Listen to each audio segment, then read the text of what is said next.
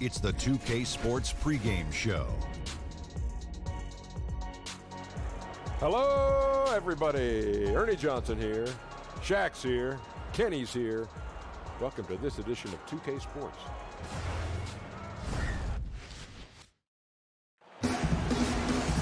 Well, the holidays always bring us some incredible NBA action. Certainly what we have in store for us today. Chris Webber's joining us at the broadcast table alongside Greg Anthony and David Aldridge on the sideline. This is Kevin Harlan. We take a look at the Celtics. They return victorious from an undefeated road trip back to the loving embrace of their hometown faithful. And you know this, Kevin, there is no place like home. It's always nice to be in those familiar surroundings around those that cheer for you, the family, the friends. Home is home, and there just isn't any place like it.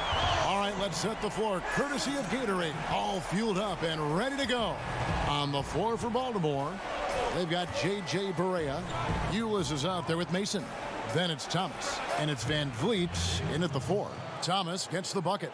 Two conference rivals, C-Web, squaring off tonight. A little extra. You can feel it riding on this one. Oh, yeah. You know how the conference rival games go. These games could mean a lot at the end of the season when you're talking about playoff seeding, tiebreakers, all that good stuff. And there's never been anything wrong, in my opinion, with a little mutual dislike. I mean, there are no friends when you step between these lines. Now, here's Thomas, following the miss by Al Horford. Out left to the wing, 3 on the clock. Here's Van Vliet. Rebound, Gordon Hayward. He gets the shot he was looking for, and he just can't bury it. To the paint. And there's Horford. That's good on the assist by Hayward. Horford's got his first basket. Well, everyone knows that Horford relishes any chance he gets down low. Now, here's Ulis, defended by Hayward. A nice shot by Barea. And you can see there the defender gets caught up on the pick. Team ball. Great execution on offense. Everyone working together. You wish you could have that on every play. And they pick up 2. Millsap's got 5 now. And that's what makes Lowry a great floor leader. Just unselfish in his attitude and great awareness of how to keep his teammates involved. Here is Mason. Now the pass to Barea. That doesn't go in. Had a chance, though, to take the lead. For Boston, they've gone 3 of 4 from the field to start out the game. Lowry can't get it to go. Not quite airtight defense right there, but his release was a little bit off on the jump. When you watch Kyle Lowry play, you see how much bigger he is than his stats. He does so many little things on both ends of the floor. I mean, he's a great screen setter, takes charges, all the things that don't necessarily show up in the stat sheet, but are important when it comes to winning. And our Hall of Famer David Aldridge had a chance to speak with Scott Brooks. David? Thanks, Kevin. He told me that when you're playing against a team as good as they are inside, you have to stop the easy looks. He said if they can keep them out of the paint, they'll be in good shape to win. We'll see, Kevin. Back to you. All right, David, thanks. The Celtics with the lead. On its way from Hayward for 2. Here's Prince. And 3 chances on that possession, but they just couldn't find a way to score. Here's Ulis.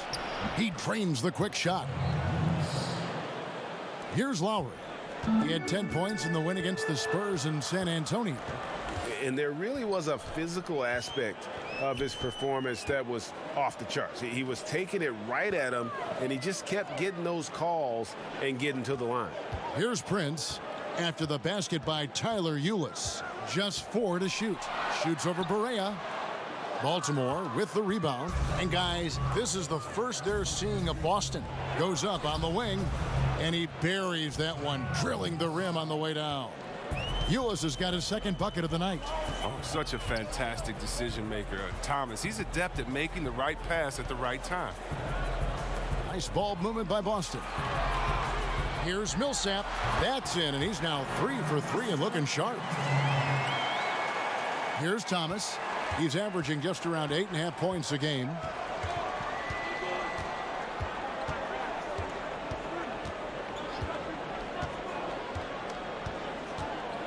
He kicks to Mason for the 3, and the last shot at the buzzer doesn't go in for him. Tie game in Boston. And we'll get the second quarter. Gordon Hayward reunited with his college coach, Brad. Our relationship started. And I'm sure, Greg, that relationship played a big role in Hayward deciding to join the Boston Celtics. Yeah, and not just a connection, but a respect. Hayward, an all-star. Stevens has moved into the conversation for best coach in our league. And close game underway so far. We'll see if either of these teams can jump out in the second quarter.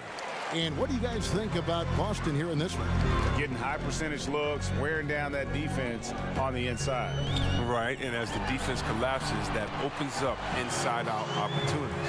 Productive first quarter. We've got Paul Millsap, Lowry out there with Hayward. Then there's Horford. And it's Prince in at the 3 spot. That's the 5 to begin the second quarter for the Celtics. The 3 from Thomas. It doesn't go for him. Now Boston takes it the other way. Their last game, a win against San Antonio, looking to carry that into this one. And that was not an easy game for them. I mean, they barely hung on at the end of regulation before they were able to pull it out in overtime. Well, they got that little burst of energy in the extra period. Once they survived regulation, they were not going to let this one slip away. And so Ulis will bring it up for Baltimore. Trailing by 2. Thomas kicks to Ulis. Passes it to Mason.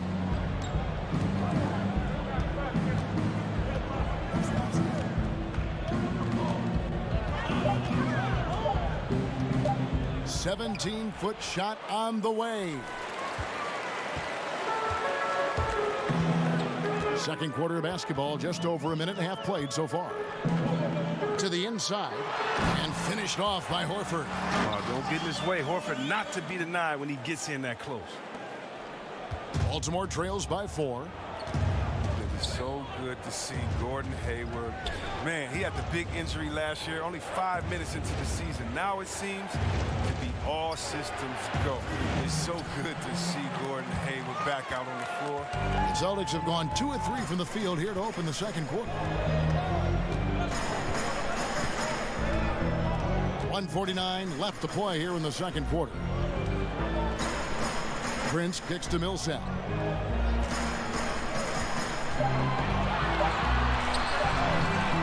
Isaiah Thomas grabs the board. And Hayward's recovery process was one of the more public ones we've witnessed, mostly due to social media. Oh, yeah, he was getting all of us pumped up over the summer. I mean, everybody had to calm down because he's known for his blog posts for being fairly transparent about what he's going through. It's a new era. I mean, players now have an unfiltered line of communication with their fans. You got to love it. Now here's Prince. He had 13 points in the win against San Antonio, and he gets the whistle for the 3-second call. Well, so important to have three-point shooters that can stretch the defense and open things up. These small forwards have been doing just that over the last month. Gordon Hayward on top. I mean, his range is about as long as it gets. I mean, you'd better have someone on him as soon as he crosses half court, or he just might drop a bomb on you. Again, the miss by Baltimore. He finds a major hole in the D beyond the arc and still can't cash in on it. The shot by Lowry, no good. Defender nowhere near him, and he still can't hit it. He wants that one back. Correa, no good. Well, for Baltimore, their last game, a loss to Minnesota. Here's Horford, and the dunk by Horford. And nobody, guys, among the defenders stepping up to challenge him on that drive to the 10. And Greg, he says, thank you very much, and sails in for the flush. Well, that's just a good example of why the score is what it is. I mean, they need to protect the rim a lot better than that. Baltimore shooting their first free throws of the game on this trip to the line. And as a team, really just middle of the pack in terms of their percentage from the line at about 76. Celtics leading by 5. Lowry looking around. We've got 13 seconds left in the first half.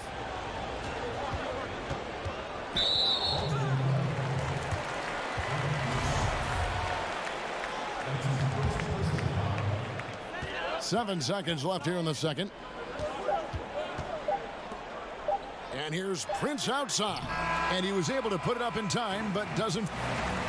Thanks so much, David, and we'll step away briefly, but get you right back out here for the 2K Sports Halftime Show. Hey, folks, welcome back. Boston found themselves in a close game in the first. Nothing seemed to give way on either side of the scoring column as they wrapped up the period all knotted up. The second quarter largely belonged to them as they took charge of the game and jumped out to a 5-point.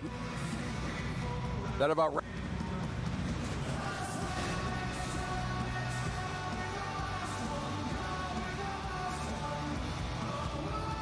And as we return, we get a look at the Boston skyline. Those drone cameras are really something.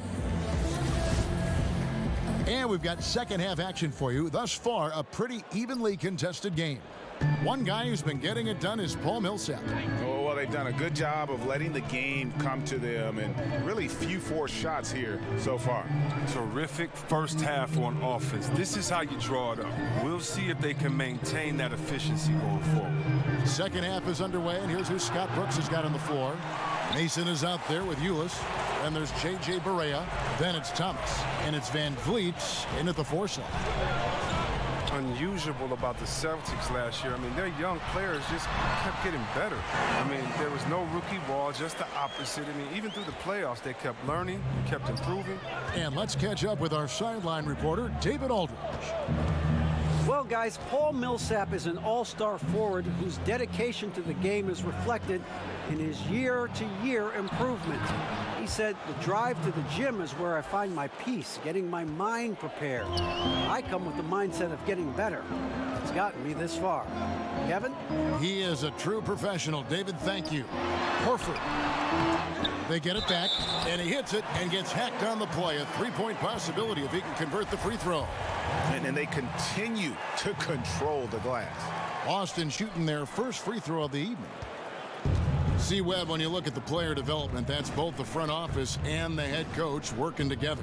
Yeah, Ainge has drafted all the right players. He hired the right coach in Stevens, who has pushed all the right buttons. And, the Stevens-Ainge combination, that's lethal. 5 on the clock, and the shot goes in. 6 points for Tyler Ulis. Over a minute and a half into the third quarter of action. Lowry passes to Millsap. Back to Lowry. And there's the call on Tyler Ulis. That is his first foul of the game.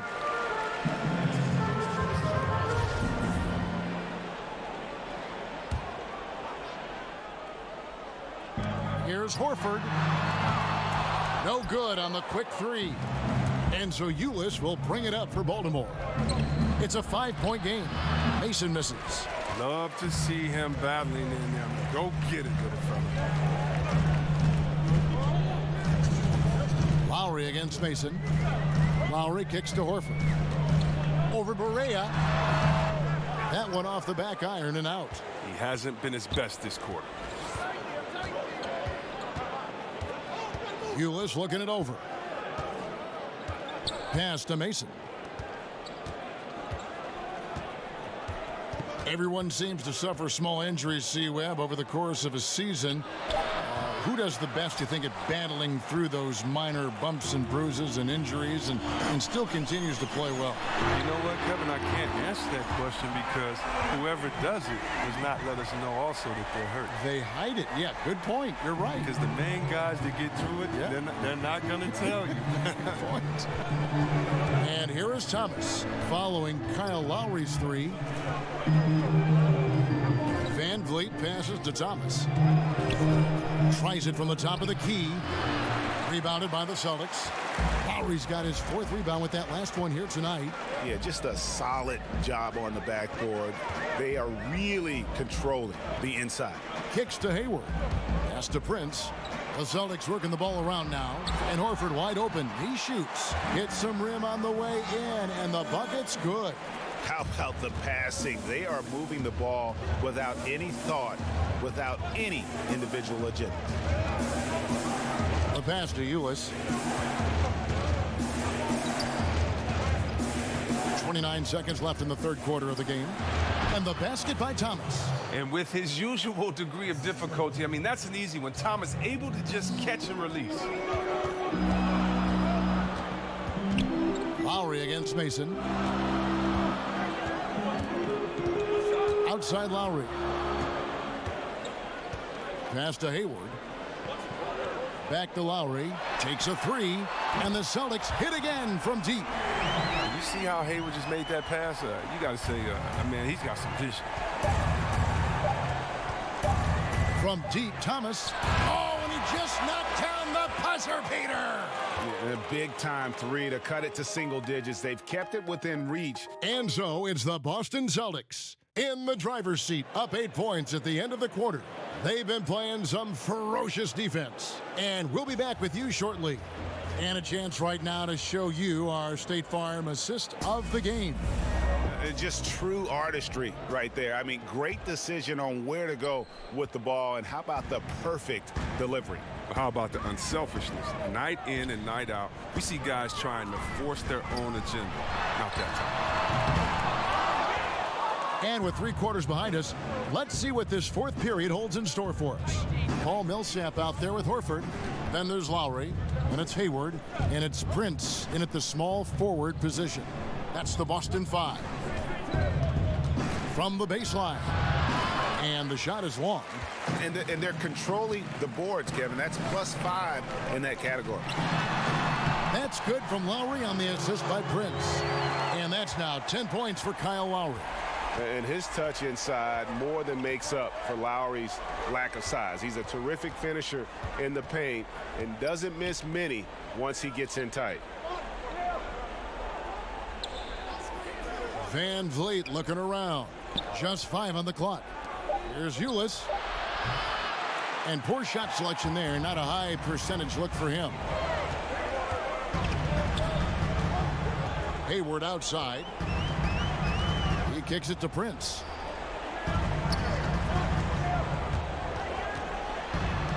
Lays it up off the glass. And now it's a 12-point Celtic lead. Indicative of what we've seen tonight. One team being the aggressor, the other failing to react. You know the saying, numbers don't lie. You can see it up there on the scoreboard. And Baltimore calls time here. Yeah, and the amount of points they've given up here in the paint, that's what they got to talk about. Oh, this is ugly. No question about it. And you wonder if these matchups aren't favoring them right now. And keeping us updated from the sideline, let's swing it over to David Aldridge. Well, during the break, I listened in on Scott Brooks' huddle. He said, guys, I know you've worked hard. I know you're a little tired, but we got to dig deep right now and find a way. Take a deep breath, and let's get it done. Kevin, we'll see how they respond. Wasted no time on that one. 12 points for Horford. Even though he's been stretched out this game, Horford, he still remains a solid mid-range jump shooter. Thomas kicks to Mason. Pass to Ulis. Horford against Barea. Here's Van Vliet. No good from outside. They can burn some clock if they want to. And get a little breather as well. Lowry against Mason. They grab their own miss. And the dunk by Horford. And now they are probably too far ahead. It's going to be nearly impossible to get back in this one. That's why you can't let yourself get in this deep a hole. Very little time now to climb out. Mason for 3. Hits it from 3-point range. A little over 2.5 minutes have passed here in the fourth quarter. Outside Lowry. Pass to Hayward. Outside Millsap. Down to 5 on the shot clock. Fouled on the shot and picks up 2 points. So 1 free throw coming up. And this is what they wanted. I mean, to announce their presence in this matchup with authority. Very decisive. It can definitely be considered a statement win for the Celtics. Great, generous ball movement tonight. A thing of beauty. Yeah, a remarkable team effort. They got everyone involved. And with this effort tonight, grabbing their 8th win of the year.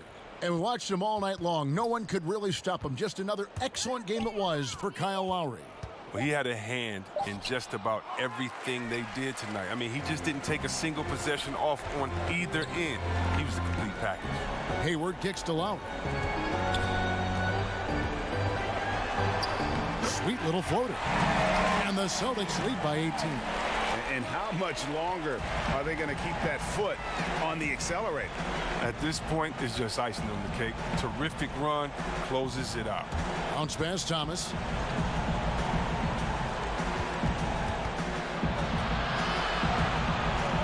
The pass to Mason. Shoots a three, and Baltimore hits again from deep.